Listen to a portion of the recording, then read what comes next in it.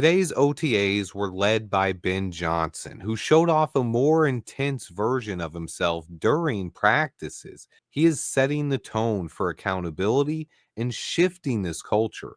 The players and coaches are both aware that what was acceptable last year is no longer the case. We have new standards in Hallis Hall, and that starts from the top down. I wanted to go over the biggest takeaways from today's practice and more. Let's go ahead and get right into it. Things on the actual practice field are not really live. The offense can't even go against the defense right now, and they're just working on timing and installing concepts. What really matters is where guys are lining up, who's getting the reps, and what these guys said in the press conferences. It was Kiran Amegadjie lined up with the starting unit at left tackle. I talked about this being something to watch, but I also want to say don't overreact to this news. Both tackles have looked smooth in practice so far, but no pads are on yet. And Karan is the second-year player, so naturally I thought he would get the first crack at the reps. However, I do expect Ozzy Trapillo to also get some looks with the first team. This is something to watch over the next month or so, but don't count out Karan yet. He is another talented young tackle. Meanwhile, Ben Johnson would talk about this team being bigger, stronger, and faster than the one he saw on tape last year. Right now, they're working on cleaning up the little details, working hard, and learning each other. It's still very early in the process. And today, Ben Johnson did not want Caleb talking to the media because he knew they were going to talk about that pre draft stuff that went down last year. Ben was clear that he didn't really concern himself with things that happened before he even took this job. He said in his 4 months as Bears head coach, Caleb has been outstanding. He wants to be here, he wants to win, and they're just focused on getting better every day. He was asked about Caleb's footwork changing. Left foot forward out of his drop instead of his right foot. That is something that has been noted. He said it was more of a mutual thing than him telling Caleb to change it. It's something that Caleb was working on already in the offseason, and so far he's taken off running with it. I think his footwork is natural, and this change shouldn't really affect anything. I think it should honestly help him in the quick passing game. Our head coach did give some injury updates, though. He said Luther Burden is dealing with a soft tissue thing right now. He should be back to practice soon. Nothing major to worry about there, but some other guys who were not present at practice today.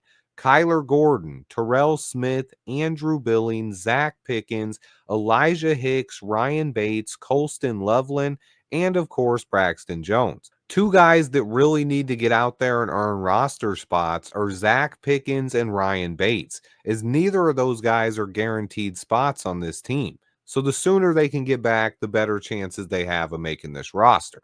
Meanwhile, Braxton Jones and Andrew Billings are both guys who are potential starters or at least top backups, both working back from season ending injuries. Hopefully, they'll be ready by training camp.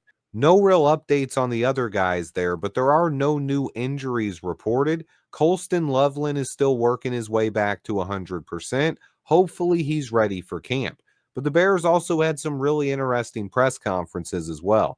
Grady Jarrett, already one of my favorite Bears to listen to speak to the media, he was up first. He talked about this defense being aggressive and physical and how excited he is to work with Dennis Allen. But he also talked about Gervon Dexter, not only how impressive he is physically, even more rocked up and in better shape than he was last year, but he said Gervon is taking steps as a leader too. This is big news. Remember those defensive line workouts I talked about last month down in Florida? That was organized by none other than Gervon Dexter. He was the one who invited Grady Jarrett and reached out to him. Because of that, Jarrett got to work out with Dexter and Montez Sweat well before they ever got to Hallis Hall, and they're already building a relationship. Just like I do, Grady Jarrett said he expects a big leap from Gervon Dexter in 2025. Another thing that was mentioned is Dennis Allen is doing some swapping with the linebackers. He had Tremaine Edmonds and TJ Edwards swapping positions at times, potentially to get more out of Tremaine. I could see him using Tremaine a lot more as a blitzer this season. Dennis Allen is a lot more aggressive as a defensive coordinator. I think all three of our linebackers are going to blitz a lot.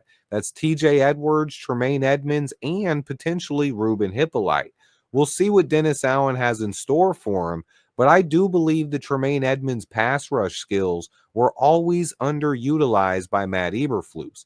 And this is a big year for Tremaine. He needs to step up or his future in Chicago will get really murky after this season. He was asked about Caleb Williams, though, and he also echoed what Ben Johnson said. He said Caleb wants to be here and he wants to win. Meanwhile, Kevin Byard also spoke to the media, and he didn't hide from the issues in the locker room or with the culture last year. He said this spring is all about shifting the culture, pointing out that this organization has been a losing one for a long time. Nothing but truth there from our starting safety. And when you think about it, that is what Ben Johnson is here to do.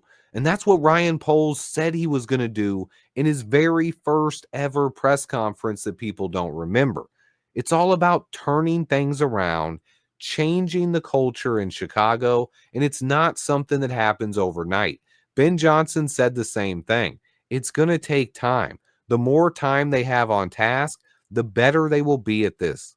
And that's pretty much the bottom line here. It will take some patience, but this team is on the right track. And then we have another set of voluntary OTAs next week, followed finally by mandatory OTAs in the early June, before we finish off with one final set of OTAs before breaking for about a month until training camp. If you guys didn't watch those press conferences, though, be sure to at least check out the Grady Jarrett one. But honestly, you really should get to know our new head coach as well. Ben Johnson and the way he talks to the media, his interviews are always worth watching.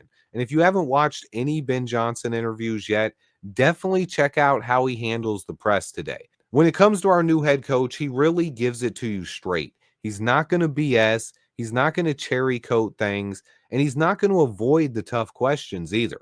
He's really upfront. He's really honest. He has this intense look in his face, too. A lot of people are like, oh, Ben Johnson is just this nice guy, or he's this nerdy analytical guy.